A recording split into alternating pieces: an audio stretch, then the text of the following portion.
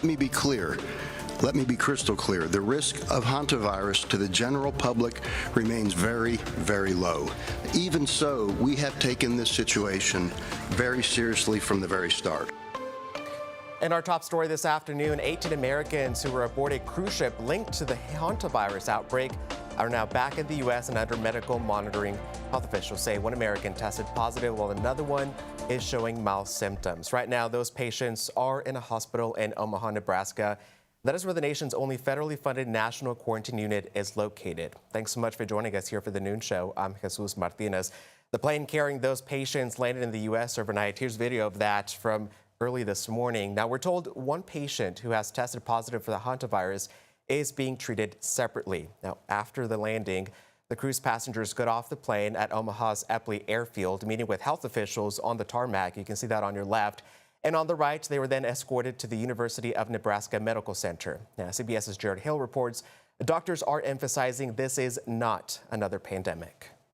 No one who poses a risk to public health is walking out the front door of the streets of Omaha or beyond. Government and health officials in Nebraska say 16 of the 18 repatriated American cruise ship passengers are now in the care of the University of Nebraska Medical Center, which has the only national quarantine unit. We have 15 patients in quarantine, and we've got one patient in the biocontainment unit.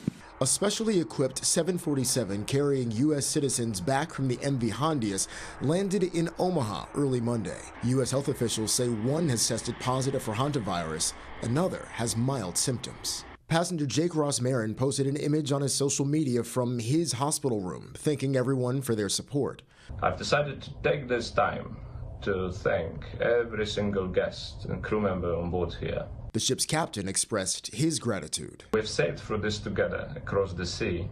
Now, we hope to see everybody safely at home. The World Health Organization said Monday that there are now 7 confirmed cases of the Andes hantavirus from the ship and 2 suspected cases. Other countries are also bringing their citizens back. France's health minister says a French passenger tested positive after being evacuated. This is not going to be a pandemic. Okay. CBS News chief medical correspondent Dr. John LaPook says the science is reassuring. This, yes, can be spread from person to person, but over short distances, it's basically adapted to infect rat to rat, not human to human. Doctors say patients have the option to remain at the Nebraska facility for the 42-day monitoring period, and the medical team will also work to determine if an individual's isolation can be completed at home. Jared Hill, CBS News, New York.